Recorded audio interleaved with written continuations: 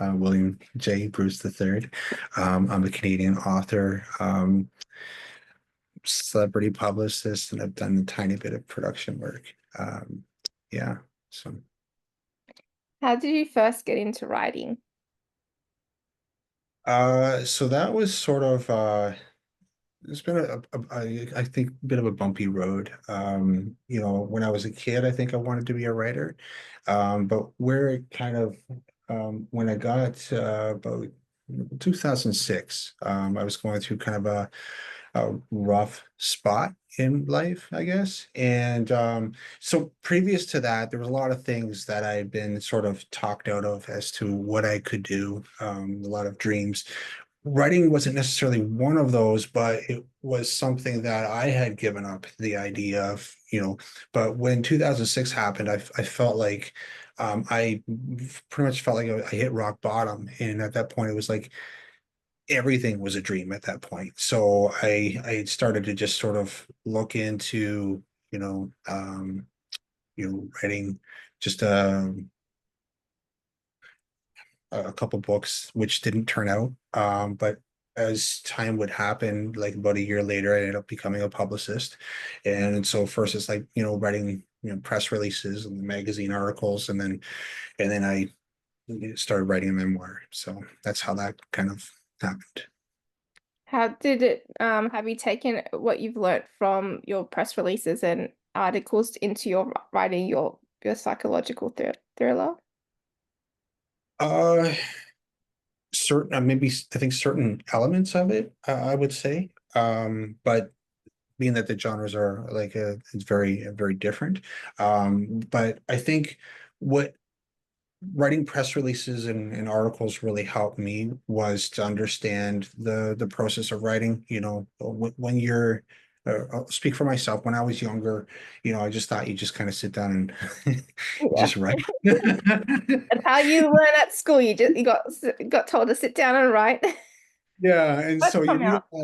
you realize that okay, it's you write and you rewrite and you rewrite and you rewrite, and then your editor comes back and he has a bunch of edits, and you take offense the first time, like, oh, I put so much work into this. And then you realize, okay, there's a lot, there was a lot of growing process through that period. So that really helped with this, because now it's like, okay, I have a better idea of as to what is you know called upon to do this. So Do you have a process for writing? Are you a pantser or a plotter? um I'm sorry, am I a what or a what? A plotter, so do you plan your book or do you just sort of write and just sit down and just let the character take you on their story? I'm sort of, I would say probably more of the latter. There is a certain part of the plotting process, but I find, to be honest, it's like, so like when I get into the groove, and if you're a writer, you know what I mean. You kind of get going, and it's like it's just, at least I'll speak for me. I feel like I'm watching something on TV in my head, and I'm just basically dictating. Like I'm just typing away, like trying to keep up with everything. And it's yeah, because I find the character just sort of does its own, thing to a certain extent. Um, I think I think there's always an element of plotting, because there's always an element of myself that's going to be in the book or in a character or something like that, and whether it's intended or unintended, it seems to find its way in. So yeah. Sorry, there was a question that you asked before those two things. Um, you said it. What was your process for writing? So you have a sort Yeah. of way to write or when you go sit down for writing? Yeah, and then the other thing is, so with this book, I've tried a couple things that are very different. So for like, so there's this one scene I was really struggling with, because it's a hard scene to kind of have in the book. So what I did is, there's a thing called method acting, like for people who are like, that do acting and stuff like that. And so like sometimes you have to bring about a scene and it's you kind of have to, get into that person's character and more so the psyche side of it. And so if you needed to cry, you could splash some water on your face or something. But if you want to like connect with the reader and connect with the character, you see people do kind of drastic things to kind of get there. And so that, sometimes you're watching TV and you're like, oh wow, it's like they're really crying. It's like, no, it's because they are. They've really taken themselves into like a bad spot in their life, and they're losing their crap on TV. And so I took that and trying to write a particular scene, and it was my first time kind of trying that, and it was very there was parts of it that were challenging, we'll put it that way. So I'm not sure if I'm going to keep the scene. It was hard to do. So that was another thing that I sort of, used as a tool. And then speaking of tools, I use a BlackBerry 9900 primarily as my writing device. Yeah, because it was the convenience of having it on a phone because you just pop it out, when you're on the subway or something. But then also too, I'm old school. I like the actual physical keys, oh, it feels so good. Um, so yeah, it's hard for me to type on glass. I mess up too much. So yeah. It would take away, you would be concentrating more on getting the the words correct instead of just typing. Like it Yeah, can exactly. And getting frustrated when it's supposed to be a happy scene, you're all frustrated, oh, you stupid thing. would not So work. yeah, exactly. Yeah. How did you choose which character to center the story around? That was actually kind of the easiest part. For I felt like, to be honest, it's like, when you throw a pebble in the water and you have like ripples kind of going out from there. And that was sort of how it started. Everything started centered on this particular character and just sort of made its way out. And I think that character in particular, there were elements of him that are me. And so that I think that's why I started with him in particular. We're not twins. We're more like brothers.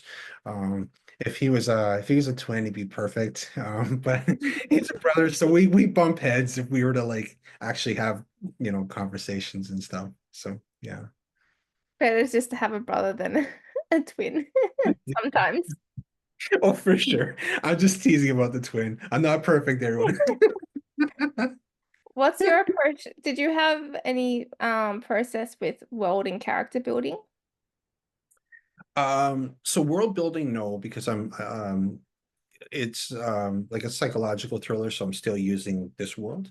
But character, yes, because everything I'd done previously, like I had written a memoir, and the interviews that I've done in the past were always interviewing a person. So there's always somebody there that I'm basing, the character on. With this being that it was a novel, I'm creating characters, and so yeah, I ended up sort of I had to basically kind of write, what kind of makes that character as they are, just so that they can stay consistent through the book. I wanted to make sure of that. And just so that I could kind of get to know, the character. So it's almost like, I think before I kind of got too far into the book, I felt like I'm almost interviewing the character just so I have an idea, if that makes Yeah. sense, so yeah, that was my process there. Did you have a favorite moment to write in the book? Um, Yes. So I haven't written it fully. So it's like, what I mean is it's not written in chronological order. So I started here, jumped over here, jumped over here, jumped over here, and so that's what I've been doing.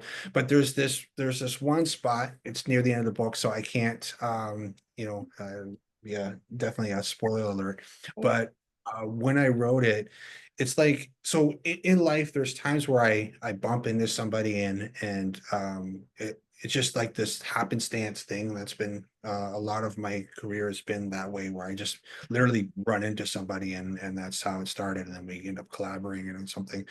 um but that's how I felt with this scene in the book because it just came so organically. It was so easy. Like, and I try, when I'm writing to have it very organic. I don't want anything to be forced. But this particular thing, it was like, it's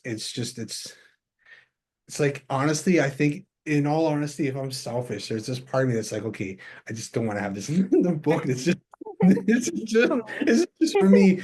Like, the movie Midi Me? Is it with sorry, Walter Mitty? I think I've Uh heard of it, yeah. called. So in the movie, there's this one scene where this photographer, he's like a world-renowned photographer, at least the character, right? And he's about to take a picture of like this rare mountain lion, and he had somebody. Oh, am I giving away too much? No, this doesn't. Okay, this might be a spoiler, so if you haven't seen the movie, just plug your ears at me. But anyways, but there's this scene. He's got like this person beside him, and the guy's like, "Aren't you going to take the picture?" And then he says, sometimes I just leave it just for me. And yeah, so that's how I kind of felt with this particular thing is if I could, but at the same time, it's like, okay, it kind of, I feel it kind of makes the book, So, It's all those standout scenes always what connects to readers to the characters as well. So it's like something that I think everyone would look out for as well. yeah, yeah. Which of the characters do you relate to the most and why? You sort of touched Uh, on this with the similar to the main character you're centering the story around, or is it different? it is, so there's two characters in there, and I think a lot of it's like there's two that I really connect with. One is, as you had pointed out, the one that I said earlier, that there's certain traits of him that are me. And then the other one, it's because of the I think the dialogue between the two of them, the chemistry and whatnot. It's just I really like these two characters. Sometimes there's characters that I write and I'm like, you're just kind of like, gosh, man, why are you in there? Why are you in there? Like, get out of there. But then there's these two, which are like, these are my favorites. These two, I could have them in real life. I could pull them out of the book and bring them around with me. It would be I think that you always find a connection with a character, and it's like, yeah, this one. It might be their personality or not so much what they look like or anything. I'm like, yep, I can see myself in them. exactly. Yeah. Has writing a book changed the way you see yourself?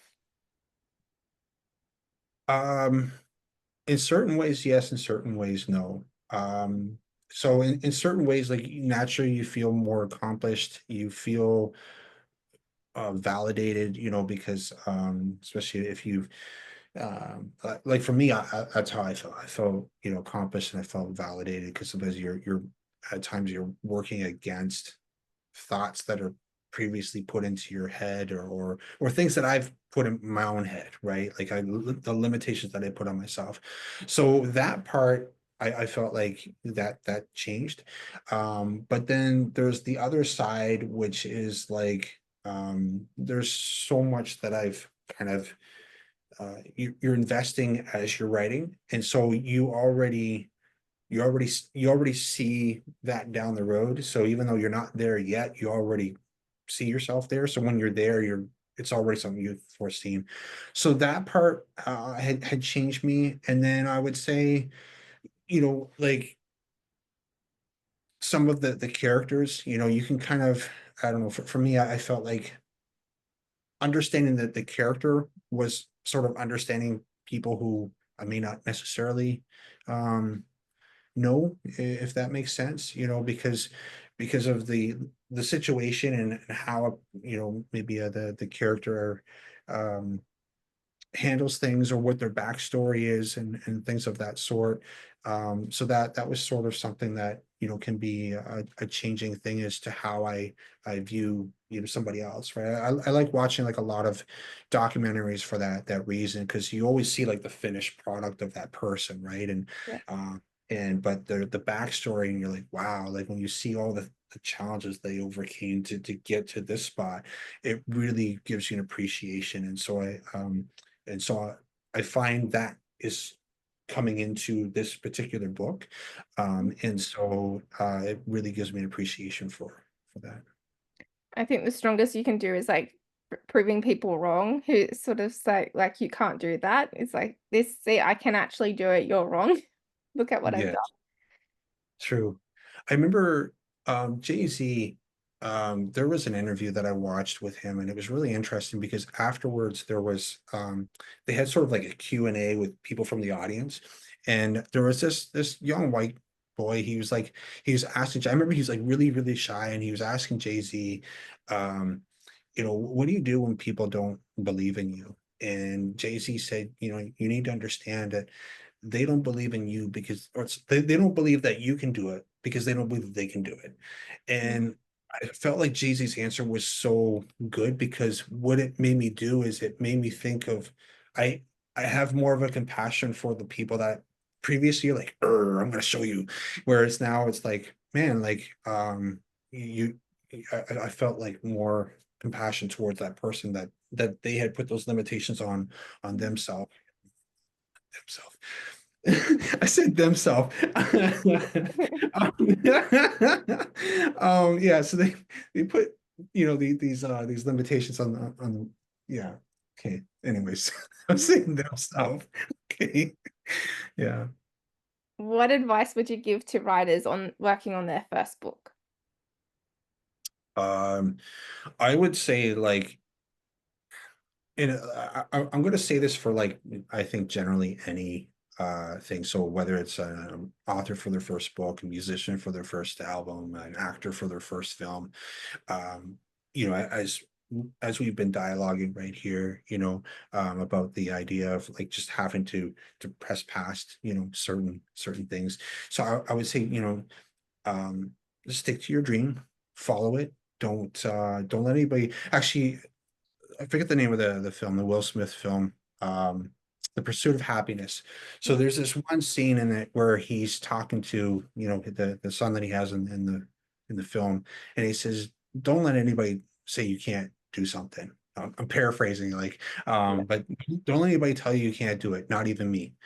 And I was like, man, like, what what a cool fatherly advice. And I would say that with anybody because it's so easy, like because like if I'm talking to somebody else, and if let's say it was a friend of mine, he says, "Oh, I'm going to go for the New York Times bestselling list," it's like, if I have that as a limitation for me, I'm going to put that on that person. And so it's like, no, don't let anybody ever talk you out of it. Just go for it. So I would say that. And I would say relationships are key. Anytime, like, like for me and you, right? Like it's like I'm gonna look at this as more than just an interview because I don't know what would happen down the road, right? We may connect in some other way. So every relationship is so important, and to never undervalue somebody, and not just in this sort of a thing. I say, like, as I said, like earlier, I've had these chance encounters where I've run into somebody. Like, I've had two times where I've ran into somebody at the mall. One was a film producer, and then the other one was he was like the president of a university. And in both cases, it was just we started chatting, and then it worked its way into something much bigger. But you didn't know. It's just there's just a random dude you start talking to. So you never know who's the person in front of you in a line at a grocery store, or whatnot. So Mm, perfect advice, really. I think that relationships are miscounted as well, like the back some of the backbone of stories as well. If they don't have really good relationships, you sort of don't believe the characters at all. Um, how do you stay connected to readers? so I've maybe not been the best at that previously.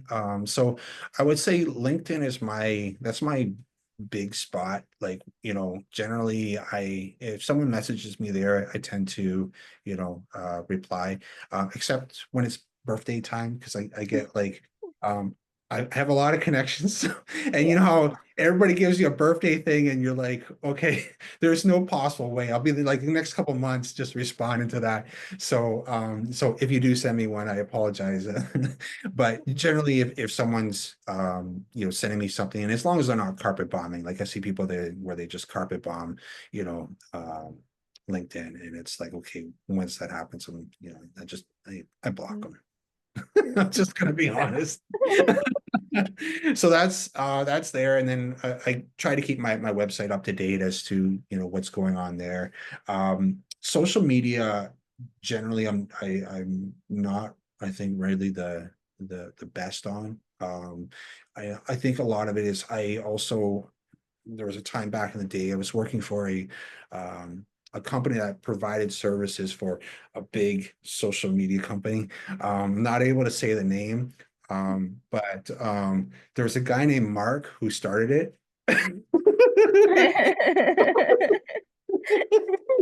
Yeah, but the inner workings of the company, because you see like a lot of the algorithms and stuff, Yeah. and you're just like, okay, this is so like they can push certain things and pull other things back.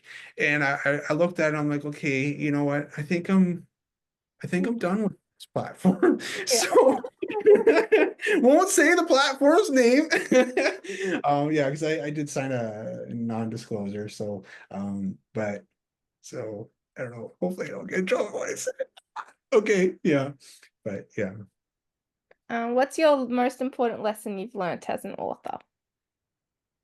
Uh I would say it's it's more of like the industry side of things, once again, when going back to like my elementary school years, and you're like, you have this idea of like writing a book, and how you just have like this idea, and then you know when I got into more of the industry side of things, you realize, okay, like there's ghostwriters and co-writers, and then I remember there's a pastor over in America back in the day. He actually paid a company to basically, they bought books all over the country, all to at the same time. And so he made it to the top of New York Times best-selling list for 1 week, and then he like shot right back down to the bottom, and that was what triggered it. Yeah. And so it's like all this, the dirty stuff that goes on, or like when they'll say something like a million copies in print, and it's like there's a difference between a million copies in print versus a million copies sold. And and so you can have them in your basement, right? Yeah. And They're not it's like, sold though. yeah, so that was more of an eye opener for me, because I think stereotypically it's like these film people or these music people, it's like rock and roll, right? Like rock and roll is Yeah. so bad, and it's like and so I looked at writing as a very innocent thing, but at the end of the day, I mean, wherever there's money, there's going to be, people who are going to come in with bad motives, unfortunately. So, um, so I would just say, that would be the thing that really kind of, was something that I didn't see. There's always going to be that side of every industry as well. Maybe not always seen, but it is there. Exactly. Yeah. And my final question is, who has been the biggest supporter of your writing? Uh, that would probably be the young lady that I married about, no, it's 10 years ago, actually. 10 years ago in a few days, because we just celebrated our 10th anniversary. So I would say my wife would be the most supportive. She's always, um she's always been there in the background, just really encouraging me. That's what I would say, yeah, I'd probably say that. Yeah. It's always good that the people closest to us are our supporters. They get to motivate and push you through the times. Preach it, sister. Yeah.